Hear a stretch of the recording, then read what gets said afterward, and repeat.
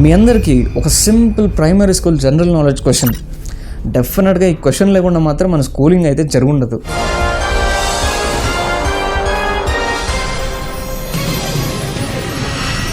మన భారతదేశం ఎన్నేళ్ళు పరాయి పాలనలో ఉంది?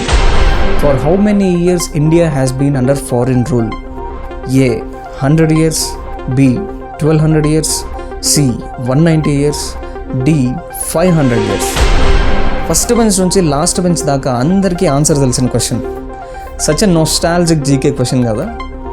సరే, ఇప్పుడు మళ్ళీ ఈ క్వశ్చన్కి ఆన్సర్ చేయండి. చాలామంది కాన్ఫిడెంట్గా ఆప్షన్ సి అనుకుంటారు కదా, but it's a wrong answer. Option B 1200 years is the right answer. ఎలాగో చూద్దాం రండి.